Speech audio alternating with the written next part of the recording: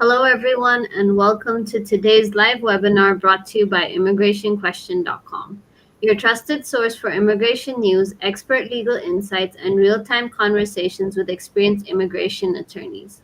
My name is Anisya Mukherjee, and I'll be your host for today's essential and practical session Surviving the In Person Interview Preparation and Practice for Marriage Based Residency. For many couples, the in person interview with USCIS is the final and often most nerve wracking step towards getting a marriage based green card. It's the moment when officers closely examine your relationship, your documents, and even how you communicate. The stakes are high, and even small mistakes can lead to delays or denials. That's why this conversation is still about preparation, knowing what to expect and how to present your case, and how to keep your confidence steady regardless of the questions asked. Today, we are honored to be joined again by attorney Adriana Gomez, a bilingual immigration attorney licensed in both Florida and Colombia. A graduate of the Pontificia Universidad Javeriana in Bogota and St. Thomas University in Miami, attorney Gomes has been a member of the Florida Bar Association since 2006 and the co-founder of Gomez and Uzedegui. She focuses on deportation defense, family petitions, waivers, and appeals. She has guided hundreds of couples through the green card process with skill and compassion. Fluent in English and Spanish, she brings a deep understanding of both the legal process and the personal stress that couples face. Welcome again, Attorney Gomez. We're glad to have you with us today. Thank you. Thank you for having me. Before we dive in, a quick but important reminder. ImmigrationQuestion.com is a two-in-one platform that connects users with licensed immigration attorneys. We are not a law firm and we are not affiliated with AILA or USCIS. All legal services are provided independently by attorneys in our network. So let's dive into today's discussion. Attorney Gomez, for couples who have never been through the process before, can you walk us through what happens during a marriage based green card interview? What should they expect from start to finish? Right. So the first thing that happens is you should arrive at least 30 minutes before your appointment. And then you go into the building and you wait for the officers to call you. The officer will call you and take you to his office. It will be the spouses, right? So the petitioner and the beneficiary. So the petitioner is always like the U.S. citizen or the resident, and the spouse.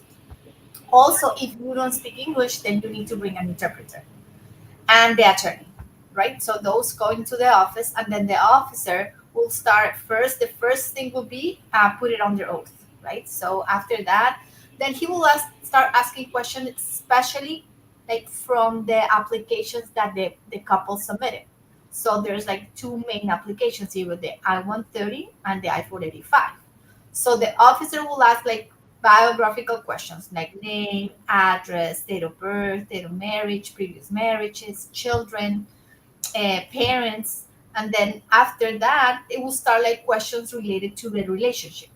Usually, it will be like how you two met, when you got married, who was in your wedding, any trips that the couple have made, if they have tattoos, where side of the bed they sleep, and after that the officer will ask questions specifically to the beneficiary regarding an eligibility.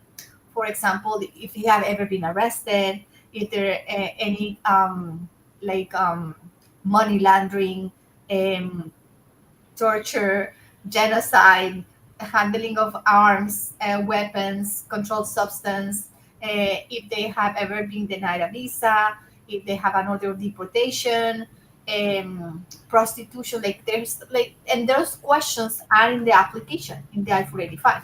So you can read those questions in advance before you go to your interview, so you can know what questions the officer are going to ask you regarding eligibility. And after that, the officer will like request the documents, right? He will first request like original documents, and then the documents that prove the bona fide of the relationship. And then at the end, most likely, the officers never made a decision on the day of the interview. They will say, okay, we're going to have to review all the documents. If we need some documents, then we contact you, and then you receive a notice in the mail. And then you have to wait. after to see what was the decision of the officer. All right, thank you for that. One of the most significant stress points in making sure the documents are in order. From your experience, what are some practical tips for preparing supporting documents so that they are clear and credible in the officer's eyes? Like I always like to divide it in two parts. So one that I was always called like original documents. So that means that when we file the application, when the couple file the application, they send some copies of certain documents. For example, marriage certificate, divorce decrees, birth certificate, naturalization certificate, passport. So we need to bring those originals to the officer so the officers can compare to the copy to make sure that they're original, like there's a true and complete copy. So those are the ones that you need to bring. So those should be separate. Make sure that you have the original birth certificate of the beneficiary of the petition if it's a U.S. citizen, or certificate of naturalization, passport, visa, and marriage certificate and divorce decrees. If you have children, of course, a birth certificate of the children. And then separate, you have like evidence to show that you're living together. Those are very important and it has to be very documented. So, for example, you have your lease agreement, you have your bank statements, you have your income tax returns, you have your joint um, car insurance, utility bills, credit cards, right? And then you have those. I always like advise to have an original for you to keep the originals, and then a copy that you're going to leave the officer. Any document that you don't mind, for example, like bank statements, you can print them on online. So you can print just one copy and give it to the officer. But your tax returns, you don't want the officer to keep your original. So you have to make a copy of those so you can give it to the officer. Anything that you know that is based on your eligibility, you should like bring over. So for example, if you have ever been arrested, you have to make sure that you bring the arrest report and court disposition, right? So if you're, for example, in a marriage based adjustment of status, it's very important to show that the petitioner makes enough money to be the affidavit of support. So you, if you don't have that, you have to have a separate folder with all the information, either from your petitioner that they comply with the affidavit of support, or if you have a co-sponsor, you have like a separate folder for all the evidence for the co-sponsor. And then at the end, then you also have like your photos to show like, okay, different forums for your life, your how, like things that you have done with your spouse. So those, and if they make any trips together, so all those will be like in a separate. So you that way, because when you're in the interview, you're stressed, you're nervous, so you want to make sure that you have it in an order that if the officer asks for a document, you're not going to be super stressed because you couldn't find it, right? So but if you have it in a way that, okay, I know this is here, I know this is here, so when the officer asks, it's easy for me to get it, then I'm going to be relaxed and stress free. But if everything is a mess, then when I start asking me and I start looking for the documents, I cannot find it, right? And then I get more nervous, then the document for sure you're not going to find it. But if you have everything organized, it will be much easier for you and the officer. Definitely. We know USCIS officers ask a wide range of questions, some expected, some not so much. What are a few examples of common questions and how can couples answer them naturally without sounding rehearsed? Right. So the first thing is try to be as calm as possible. But the question that it never fails is how you met. So how you met your spouse.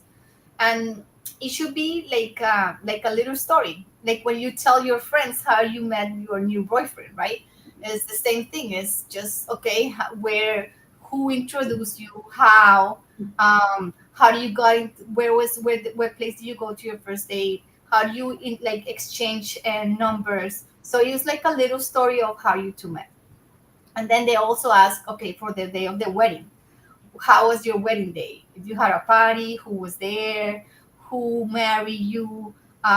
If and then the proposal is like the and it depends on your culture, right? Because the proposal is something that in not all cultures are putting so much emphasis on the proposal as like for here in the United States. For example, I know Latin America, they don't. It's not something that is very common. So they will get super scared, like, okay, so I my proposal was like, hey, let's get married, and they say yes.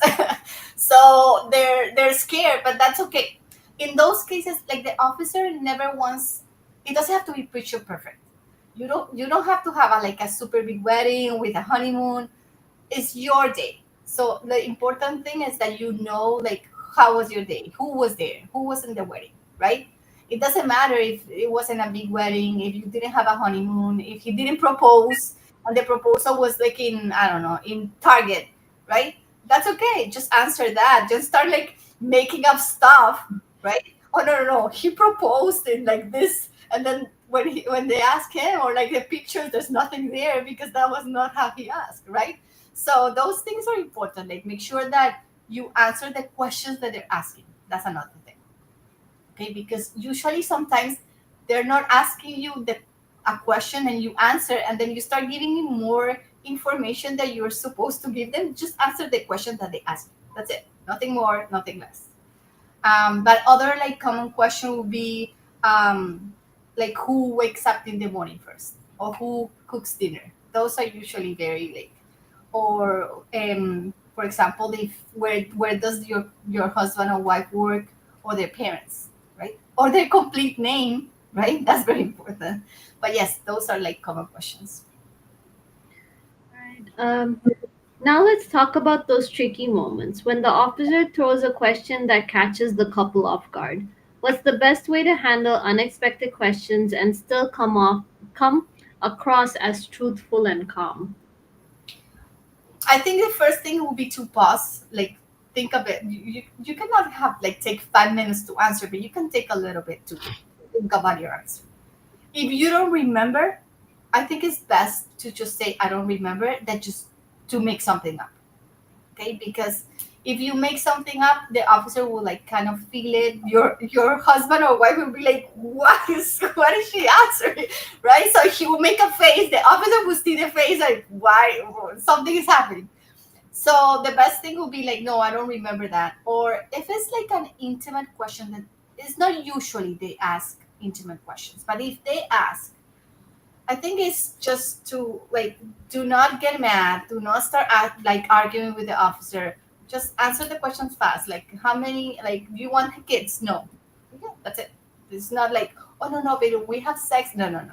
That was not the question. The question was, do you want kids? That's it. That was the question, right? Or do you use any method against, so you don't, if you don't have kids? Yes, yes, we use. That's it. That's the question. No, like, okay, you don't have to go into a depth of that asking that. But if you try to like be direct and explain, and if you feel that the officer is like getting out of hand, you can always ask the officer that you want a supervisor into the meeting. And it's like, okay, I think you're crossing a line, I think you're being abusive, and we want a supervisor into a meeting, into an interview. And you can do that most definitely. All right, thank you for that. Sometimes officers spot inconsistencies between what's in the paperwork and what's said in the interview. How should couples address these issues in the moment without making the situation worse? Right, I would say try to explain. So, for example, like sometimes happens, and I have seen it, that for some reason the lease agreement, right, is under one of the couple and like the mother or their cousin or whatever, because they couldn't get them both in the same lease because like one had a bad credit, because she didn't have any documents at that time, so they didn't want it to put her on the lease. So now you're struggling. She was like, okay, who's this person? Okay, the best way is to explain, okay, listen, this is my mother, and unfortunately we couldn't put it on the list because at that time she didn't have any documents, so they didn't allow it, or she had bad credit and we couldn't put it in, right? The same sometimes for the like the I have seen the cars or the car insurance is under like a completely different address because it's cheaper, right? If you put another address, which is shouldn't be the case, right? But so you can explain to the officer, okay, this is what's happening, this is going on, and this is why we did this, and we can fix it, but this is how. But you have to like try to explain it to the officer so the officer can understand why there's a reason why there's inconsistency. And if you can see there's a problem, then you should address it as fast as possible. Right. Thank you very much, Attorney Gomez. This session has been insightful, and I'm sure the audience agrees. To everyone joining us from Facebook, YouTube, and LinkedIn, thank you for being here. Whether you're a legal professional, community advocate, or someone who's just looking to understand this better, we're grateful to have you. And if this is your first time with us, welcome. We are immigrationquestion.com, a two-in-one platform built with lead and case management features to help simplify the immigration process. Though we are not affiliated with AILA, we are trusted by a lot of AILA attorneys who use our platform. Also, with immigrationquestion.com, you can ask your immigration questions for free in any language and get connected with a licensed attorney for legal guidance. And yes, like many of our users, you may also receive a free confidential initial consultation. Just visit www.immigrationquestion.com to learn more. And it gets better. We just launched our new mobile app designed to make access even easier whether you're a user and an attorney. Attorney Gomez, with your experience in deportation defense, family petitions, waivers, and appeals, how would you describe the impact immigrationquestion.com is having on the immigrant community and on immigration attorneys like yourself? Well, we it help us get closer to the community, right? So you have a vast views, and then we can impact or try to explain what's going on right now, so people can be up to date in a better platform that sometimes social media, when not everything they say is reliable, or not everything they say is completely true. So now you have like someone that is an and a person that has knowledge of the subject and can tell the audience, okay, this is what is going on, this is what happening, this is true, and this is not really what is going to happen. So it will help to clarify and to at least try to explain immigration, which is very complex, is changing all the time. So that helps to get the community close so we can explain what's going on and maybe alleviate their fears a little bit. Yes. Thank you for that. It makes us glad to know this. Before we dive into the Q&A session, one last question from me. You've worked with hundreds of couples. What's one mistake you see people make often during the interview that could easily be avoided with proper preparation? I think they never read the forms that they submitted. So that is very important to make sure the forms are correct, that you read them before the interview, and then you have all your documents ready and prepared for the interview. Um, I think those are the most important ones because sometimes you get overconfident and you never read, like sometimes somebody helped you prepare the forms, right? And you never even read them. So it's important to read the forms to make sure there's any mistakes. You can correct them. You can explain. You can say, okay, there was a typo here. This is a, and then because the officer does, those are the forms that the officer are going to use to ask you questions. So you have to know them. Definitely. Now we're moving on to our live Q&A session. If you've got a question for Attorney Gomez, now's your moment. Drop your questions in the chat or call us live at 516-703-3483. All right, our first question is, if my spouse is shy and doesn't speak English fluently, how can we make a good impression during the interview? Okay, if he doesn't speak English fluently, yeah, my advice is to bring an interpreter. Okay, immigration, the USCIS will not bring one for you, but you can bring one for you, and that will make him and you feel much better. Even if he, like, I know if the like, let's say the wife only speak English, right? And then you bring an interpreter, the officer can be, well, so how do you communicate? And you can explain, well, we talk each other and he understands and I understand and we use like Google or whatever, but I'm not scared. I'm not like before my officer, I'm not an interview officer where I'm going to be like making sure that my questions are understand. So that's why you understand that, and then you can bring one forever, of course.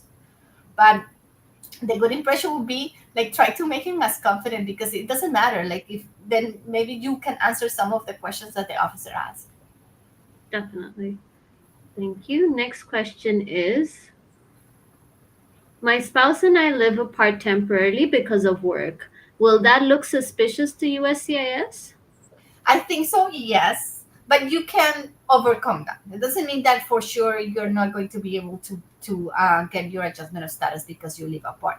Just have to make sure that you have evidence to show that it is like temporarily, and before or after that you're going to be together. So, for example, you still have your bank statements together. You can still have your insurance, your credit cards, your lease agreement, right? And then you can show like travel tickets or something to show that every other weekend or like every month you get together, and then you have pictures and all that, so you can overcome it, but it will look suspicious, so immigration will like try to investigate a little bit more.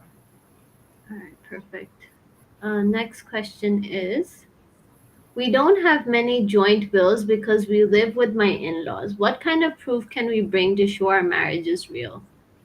Well, you can have like, for example, church letter. Like if you go to church, then you can have a letter, like have the pastor or like priest or whatever do a letter to show that you're both attending church.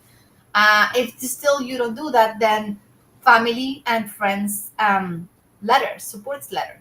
Okay, so you have a letter saying, okay, how you met your, like how they made you, and that they met your husband, and how they interacted with each other. Like we met because of church, and we have seen each other in like Thanksgiving, and he's like he's a super wonderful person. They have a like super nice couple, and then like a sign, if you can like, if it's better if it's notarized, and then a copy of the license or driver license or ID for the person that's doing the letter, and you have many letters, that's fine. And your in-laws can do one letter too, like kind of like lease agreement, but you can say, okay, they live here, and then in the lease is included like water or whatever. But you can still have like Amazon, right? Like gym, I don't know, all the things that you can use, like Costco, things like that, you can still like use for bills. Definitely. Thank you. Next question is, during the interview, what's the best way to answer if I forgot the small details, like which side of the bed we sleep on or what we ate on our first date? Because I heard they ask questions like that. Okay, so for example, if you have small things, like when you ate on your first date, did you can say, I don't remember, right? Especially if it was like 3 years ago. Or like, for example, what was the name of the restaurant? And you honestly, you don't remember, you say, no, I don't remember. But which side of the bed you sleep? Okay, those things you should know. Like you sleep every day in the same side. So unless you don't care, and you can say, well, we sleep wherever. We don't have like a special. But if you do, then those things are not small. They're like big details. But small, you can say, I don't remember. Definitely. Thank you for that. Next question is, my spouse is American and I'm from rural India. I'm scared the officer might think our marriage is fake because of our cultural differences. How do I prepare for questions about our cultural differences? Usually they're not, the officers are not that bad. Okay, so they will not take those things into consideration. But you can talk about like your cultural difference with your spouse and say, okay, like we treat this kind of different, or for us, um I don't know, if your Christmas, you don't celebrate Christmas and he does, then how do you, like, what do you do? The officer could ask, okay, you don't celebrate Christmas. What do you do on Christmas? And you can say, well, we go to his house and then we don't give each other gifts. I don't know. But you can prepare by like talking to your husband. Okay. So we do this kind of different, but how we do it in a household is different. So you can prepare for those questions. Definitely. Thank you for that. Next question is, what if my spouse and I have cultural differences that affect how we answer personal questions? Could that hurt our interview outcome? It could. I think if it's so bad, you have to like talk to each other before, like practice. Or if not, then explain to the officer what is it about your cultural difference that will like show you have a different question. Like when you go to an interview, most likely you're not going to be separated. So you're both going to be together answering. So usually, like, one of you should answer the question, right? So if you feel like he or she is more confident than you, or like can explain better the cultural difference, then you can have him or her explain to the officer. But it could hurt if the officer doesn't understand the difference, like why there's a inconsistency. So you have to make sure that you come across, explain it to the officer, so the officer can understand why there's a difference. Definitely. Thank you for that. I think that is all the questions that we have. To our audience, thank you for joining us again. We hope this conversation gave you clarity regarding preparation for practice for marriage based residency. Don't forget at immigrationquestion.com, you can ask your immigration questions for free and get in touch with the licensed attorney who understands your case. You may also be eligible for a free confidential consultation. So head over to immigrationquestion.com and sign up today. And if you want to revisit this session or share it with a colleague, you can catch the replay on Spotify. Just search Borderless Talk by immigrationquestion.com. Join us again next Wednesday with another enlightening conversation with attorney Ingrid Perez on the topic Best Practices for Letters of Recommendation for EB1A and EB2 NIW cases. You won't want to miss it. Once again, thank you so much, Attorney Gomez. We can't wait to have you back again. Thank you, have a great day. You too. Bye bye. Bye.